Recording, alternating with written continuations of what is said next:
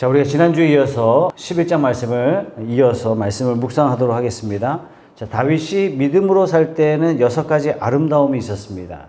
첫째는 뭐냐? 도덕적인 면에서 다윗이 믿음으로 살 때 하나님께서 다윗의 마음을 시험하시고 감찰하셨지만 흠잡을 데가 없었습니다. 깨끗한 삶을 살았습니다. 시편 17편 3절에서 5절 말씀을 제가 읽어드릴게요. 주님께서는 나의 마음을 시험하여 보시고 밤새도록 신문하시며 샅샅이 캐어 보셨지만 내 잘못을 찾지 못하셨습니다. 내 입에서 무슨 잘못을 발견하셨습니까? 남들이야 어떠했든지 나만은 주님께서 하신 말씀을 따랐기에 약탈하는 무리의 길로 가지 않았습니다. 내 발걸음이 주님의 발자취만을 따랐기에 그 길에서 벗어난 일이 없었습니다. 주님께서 하신 말씀을 따라 살았기 때문에, 주님의 발자취만 따랐기 때문에, 주님이 주신 말씀대로만 살았기 때문에 벗어난 길이 없었습니다. 다윗은 하나님 앞에 자신의 삶을 스스로 지키는 삶을 살았습니다. 그래서 나만은 누구보다도 깨끗하고 완전합니다. 다윗이 이렇게 고백합니다. 자, 두 번째, 다윗이 어떻게 골리앗과 싸우게 됐죠? 본래는 자기 형들이 전쟁터에 나갔기 때문에 본인이 병사로 부름받아 나간 게 아니었죠. 형들이 나간 전쟁에 형들에게 도시락을 갖다 주려고 나갔다가 싸우게 됐어요. 왜 싸우게 됐느냐? 이방 사람 골리앗이 살아계신 하나님을 모욕하는 소리를 듣고 다윗이 더 이상 참을 수가 없었습니다. 하나님의 백성으로서 하나님의 이름이 모욕을 받으시는데 더 이상 견딜 수가 없었던 거예요. 내가 죽는 한이 있더라도 내가 저놈과 싸워야 되겠다, 이렇게 말했던 겁니다. 너는 칼을 차고 창을 메고 두 창을 들고 나에게 나왔으나 나는 네가 모욕하는 이스라엘 군대의 하나님 곧 만군의 주님의 이름을 의지하고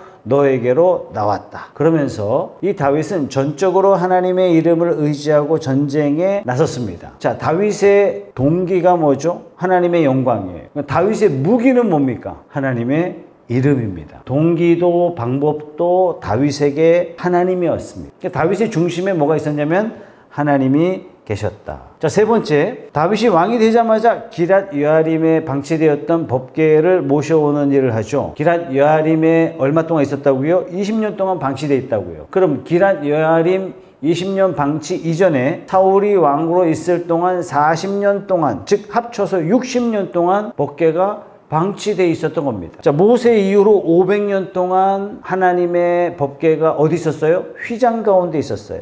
우리 안 되겠다. 그래서 하나님을 위해서 우리가 전을 건축해야 되겠다. 다윗이 믿음으로 있을 때 했던 세 번째 아름다움이 하나님을 위하여 전을 건축하자, 이런 마음이 있었단 말이죠. 네 번째는 다윗이 믿음으로 서 있을 때는 어떤 임무를 맡든 다 승리했어요. 어떤 임무를 맡든 다 지혜롭게 했어요. 그래서 많은 주변 사람들이 야, 어떻게 저렇게 이렇게 큰 일을 지혜롭게 할 수 있을까? 주변 사람들이 칭찬했습니다. 다섯 번째, 다윗이 믿음으로 있을 때 하나님께서 기름 부은 자에 대해서 존경의 자세를 끝까지 지켜냅니다. 여섯 번째, 피 흘리는 일을 스스로 삼가합니다. 사무엘상 25장 말씀해 보면 내가 오늘 사람을 죽이거나 나의 손으로 직접 원수를 갚지 않도록 그대가 나를 지켜주었으니 슬기롭게 권면하여 준 그대에게도 감사하오. 다윗은 함부로 사람을 죽이지 않았던 거예요. 함부로 피를 흘리지 않았던 사람입니다. 그러니까 피 흘리는 일, 복수하는 일, 이런 일들을 하나님 앞에 두렵게 생각했어요. 믿음으로 있을 때. 믿음으로 살 때 이처럼 6가지의 아름다운 모습이 있었는데 믿음이 식어지니까 어떤 일이 일어납니까? 첫째, 도덕적으로 밧세바와 더불어 간음하는 죄를 짓습니다. 두 번째, 믿음으로 있지 않으니까 피 흘리기를 두려워했던 이 다윗이 밧세바의 남편 우리아를 아주 계획적으로 살해합니다. 세 번째, 나중에 다윗이 인구조사를 하죠. 이것 때문에 하나님 앞에 크게 혼이 납니다. 이 사건에 대해서 역대상하는 어떻게 기록하고 있냐면 사탄에게 다윗이 농락당했다. 다윗이 믿음으로 있지 않으니까 사탄에 이용당하고 만 것입니다. 자, 다윗이 믿음으로 있을 때는 지혜로웠는데 믿음이 떠나자 어떤 일이 벌어져요? 인구조사하고 하나님이 원치 않은 그 일을 합니다. 그래서 다윗이 나중에 인구조사한 다음에 이렇게 고백하죠. 내가 이러한 일을 해서 큰 죄를 지었습니다. 그러나 주님 이제 이 종의 죄를 용서해 주시기를 빕니다. 참으로 내가 너무나도 어리석은 일을 하였습니다. 다윗이 믿음으로 있을 때는 하나님께서 다윗의 마음을 시험하고 감찰하셨음에도 불구하고 흠잡을 데가 없었어요. 깨끗했어요. 그래서 믿음을 따라서 살고 말씀을 따라 걸어왔지만 여호와께서 상 주실 만큼 의롭게 살았지만 믿음이 식어지니까 간음죄 짓고 피 흘리기를 주저하지 않고 어리석게 행동하고 맙니다. 참고로 왜 인구조사가 죄냐? 오늘날 인구조사 해마다 하는데 여기서 인구조사 했다는 얘기는 뭐예요? 하나님을 의지하지 않고 사람의 수를 의지했다는 그런 메시지가 담겨져 있는 거예요. 하나님이 이걸 크게 죄라고 인정하셨다는 얘기는 다윗의 마음에 내 군대가 도대체 몇 명이 되는가? 거기에 의지하는 마음이 더 컸다는 얘기예요. 여러분 왜 이렇게 됐습니까? 다윗도 인간이에요. 다윗은 천사가 아닙니다. 다윗도 아담의 후손입니다. 여러분 아담의 후손의 특징이 뭐죠? 잠시라도 주님의 붙들어 주심이 없다면, 주님의 도와주심이 없다면 얼마든지 어두워지고 얼마든지 미련해지고 얼마든지 약해지고 무슨 죄라도 다 지을 수 있는 존재가 아담의 후손의 특색입니다. 주님께서 우리를 붙드시고 도우실 때는 우리가 믿음으로 살 수 있어요. 우리가 믿음으로 살 때 하나님 앞에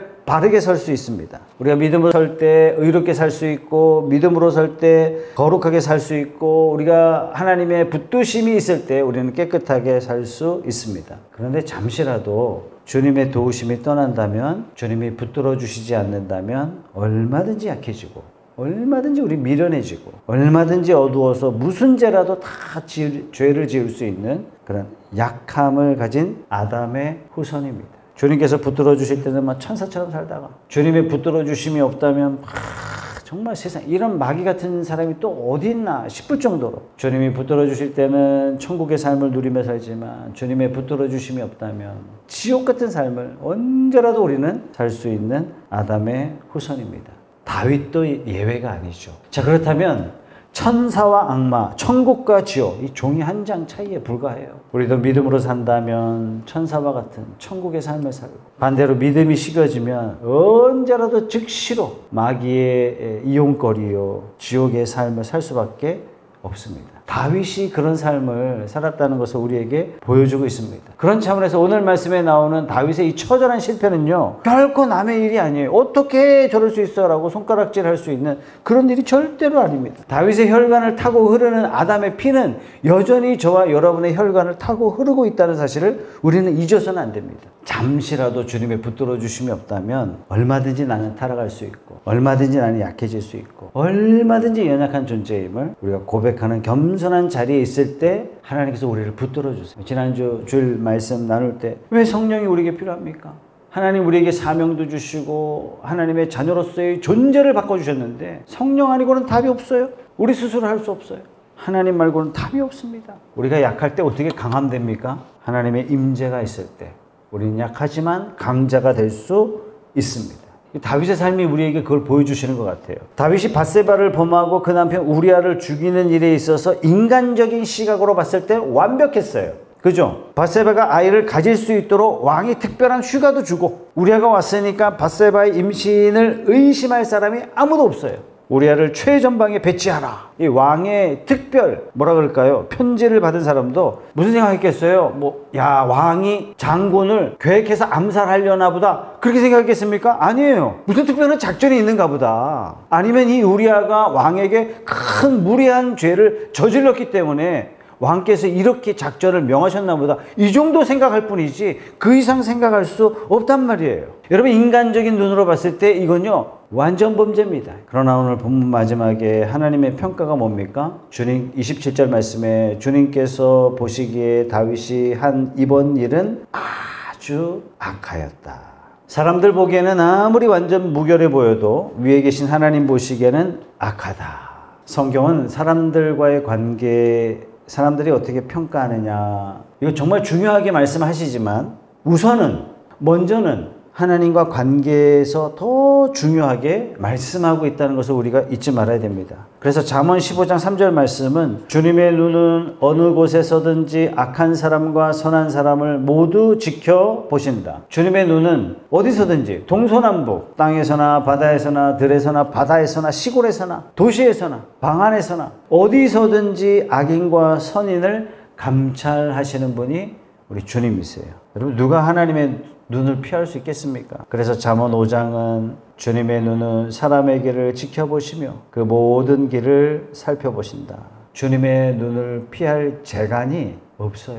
일반적으로 사람들이 왜 죄를 짓죠? 사람들이 범죄하는 이유는 주님의 눈을 의식하지 않고 사람의 눈을 의식하기 때문에 범죄하게 되죠. 다윗이 범죄할 때도 하나님과 관계에서 다윗이 스스로를 볼 수 있는 시각이 있었다면 감히 밧세바를 범할 수 없었을 거예요. 하나님이 보신다라는 이 의식이 강했더라면 우리아를 계획해서 살해할 수 없죠. 자, 그렇다면 다윗은 하나님과 관계에서는 굉장히 순간적으로 깊이 어두웠어요. 다윗은 뭐만 생각했어요? 사람들이 어떻게 생각할까? 이것만 봤어요. 욥이 처절한 고난과 절망 가운데 어떻게 욥이 고난을 이겨냅니까? 욥은 사람들을 의식하지 않았어요. 오직 여호와 하나님만을 바라봤기 때문에 욥은 마지막에 승리하는 사람이 됩니다. 그래서 욥기 31장 4절 말씀에 하나님은 내가 하는 일을 낱낱이 알고 계신다. 내 모든 발걸음을 하나하나 세고 계신다.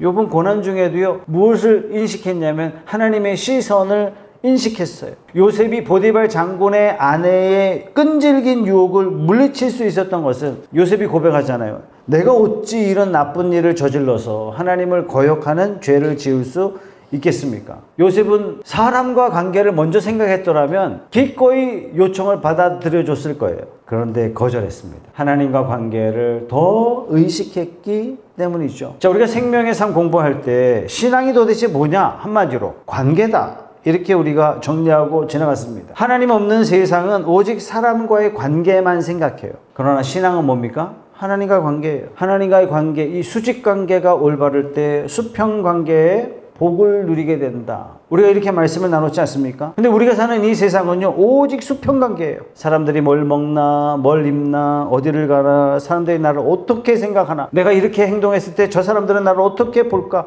수평관계만 생각해요. 그런데 우리가 신앙생활을 하면서 신앙이 깊어진다. 무슨 뜻입니까? 이 수평관계도 수직관계 속에서 수평관계를 이해하기 시작할 때 우리는 이 사람은 신앙이 깊어진다. 이렇게 말하는 거 아니겠습니까? 예수님께서 그렇게 말씀하셨어요. 너희가 선을 행할 때 어떻게 해라? 사람들이 보고 알아주고 인정해 주기를 바라면서 수평관계만 의식해서 하나님 앞에 나오지 마라. 그렇게 선을 행하지 말아라. 은밀히 보시는 하나님과의 관계 속에서, 다시 말해서 뭡니까? 수직관계 속에서 너희가 선을 행해야지. 사람들을 의식해서 선을 행하는 건 아무런 의미가 없다. 그게 마태복음 6장 말씀 아니겠습니까? 우리 마태복음 6장을 한번 펼쳐보겠습니다. 마태복음 6장 1절에서 3절 말씀. 너희는 남에게 보이려고 의로운 일을 사람들 앞에서 하지 않도록 조심하여라. 그렇지 않으면 너희는 하늘에 계신 너희 아버지에게서 상을 받지 못한다. 여기도 명확하게 수직관계, 수평관계를 말씀하고 계시죠. 2절. 그러므로 네가 자선을 베풀 때에는 위선자들이 사람에게 칭찬을 받으려고, 수평관계죠. 회당과 거리에서 그렇게 하듯이 내 앞에 나팔을 불지 말아라. 내가 진정으로 너에게 말한다. 그들은 자기네의 상을 이미 다 받았다. 수평관계죠. 너희는 자선을 베풀 때에는 오른손이 하는 일을 왼손이 모르게 하여, 수직관계죠. 5절 말씀. 너희는 기도할 때 위선자들처럼 하지 말아라. 그들은 사람들에게 보이려고 회당과 큰 길 모퉁이에 서서 기도하기를 좋아한다. 내가 진정으로 너에게 말한다. 그들은 자기네 상을 이미 다 받았다. 수평관계에서 기도하는 거죠. 16절 보세요. 너희는 금식할 때 위선자들과 같이 슬픈 기색을 띠지 말아라. 그들은 금식하는 것을 남에게 보이려고, 수평관계죠. 얼굴을 흉하게 한다. 내가 진정으로 너에게 말한다. 그들은 자기네 상을 이미 받았다. 17절. 너는 금식할 때 머리에 기름을 바르고 낫을 씻어라. 그리하여 금식하는 것을 사람들에게 드러내지 말고 보이지 않게 숨어서 계시는 내 하나님께서 보시게 하여라. 그리하면 남에게 숨어서 보시는 내 아버지께서 너에게 갚아 주실 것이다. 자, 그렇다면 다윗이 왜 추락했는가? 왜 그랬어요? 수평관계만 의식했어요. 이 수직관계를 의식하지 못했어요. 한순간에. 그래서 다윗은 범죄하고 맙니다. 오늘 말씀드린 것처럼 다윗은 자신의 죄에 대해서 완전 무별하게 대처했습니다. 주도 면밀하게 대처했어요. 밧세바와 동침하여 일어나서 임신 문제가 일어나자 그 남편을 죽이는 일에 있어서 누구도 의심할 수 없도록, 누구도 비난하지 못하도록 완전 무결하게 행동했습니다. 다시 말해서 이 수평 관계에 있어서는요, 완벽했어요. 그러나 우리 속을 훤히 꿰뚫어 보시는, 어떤 거짓도 용납하지 않으시는 하나님 보시기에는 어떠했느냐? 오늘 11장 마지막 말씀, 주님께서 보시기에 다윗이 한 이번 일은 아주 악하였다. 오늘날 우리가 수평적인 면을 너무 의식하는 그런 세상에 살고 있죠. 온갖 SNS, 남이 뭘 먹었나, 남이 어디를 가나, 남이 뭐라고 하나, 남의 평가에 목말라 있고 남의 평가가 두려운 세상에 살고 있어요. 그런데 정작 중요한 것은 남이 뭐라고 하느냐, 그게 중요하지 않잖아요. 남의 평가가 중요한 것이 아니라, 수평의 평가가 중요한 것이 아니라, 이 수직적 관계에서 일어나는 이 평가, 우리 마음을 꿰뚫어 보시고, 우리 어떤 가식도 거짓도 조금도 용납하지 않으시는 하나님이 나를 어떻게 보시는가? 사실 이게 더 중요한데, 그죠? 사실 이 시선으로 우리의 생사 화복이 결정되는데, 그죠? 근데 우리가 지나치게 세상을 의식해요. 자, 우리 사무엘상을 지나오면서 엘리의 아들들이 범죄할 때 아버지가 훈계를 하는 장면이 나옵니다. 그 훈계하는 장면이 사무엘상 2장 23절에서 나오는데요. 읽어드릴게요. 그래서 그는 그들을 타일렀다. 너희가 어쩌자고 이런 짓을 하느냐? 너희가 저지른 악행을 내가 이 백성 모두에게서 듣고 있다. 이놈들아 당장 그쳐라. 주님의 백성이 이런 추문을 옮기는 것을 내가 듣기에 대단히 두려운 일이다. 뭐 하는 거예요? 성전에서 일하는 여종들하고 관계를 맺고, 사람들이 제물을 바치는 것을 인마에 포켓하고. 25절, 사람끼리 죄를 지으면 하나님이 중재하여 주시겠지만 사람이 주님께 죄를 지으면 누가 변호하여 주겠느냐. 여러분, 아버지로서 마땅한 이 뭐라 그럴까, 이 훈계 아닙니까? 하나님도 이렇게 보셨을까요? 하나님은 다르게 보셨어요.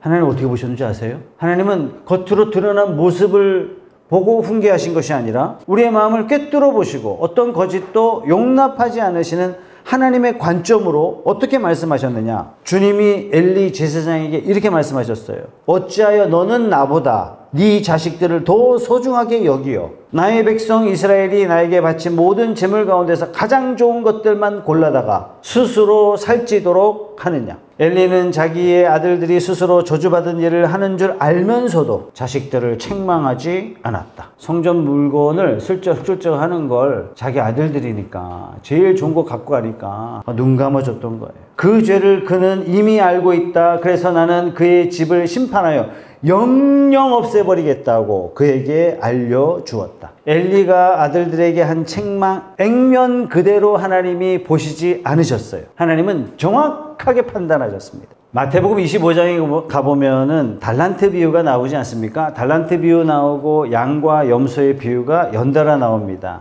다 자기 기준의 생각과 판단으로, 사람들이 가지고 있는 기준과 판단으로 하나님이 판단하셨느냐? 그렇지 않습니다. 우리 마음을 꿰뚫어 보시고 우리 어떤 거짓도 용납하지 않으시고 우리에게 속지 않게 하시는 정확하신 하나님의 눈으로 판정을 내리십니다. 이 판정을 누가 부인할 수 있으며 누가 아니라고 말할 수 있겠습니까? 우리가 이 땅에 사는 동안 참 일이 많죠. 너무 많아서 우리가 정신없을 정도예요. 그러나 우리가 아무리 바빠도 잠시 멈추어서 지금 내가 하는 일, 지금 내가 하는 행위에 대해서 하나님이 어떻게 판결하실까?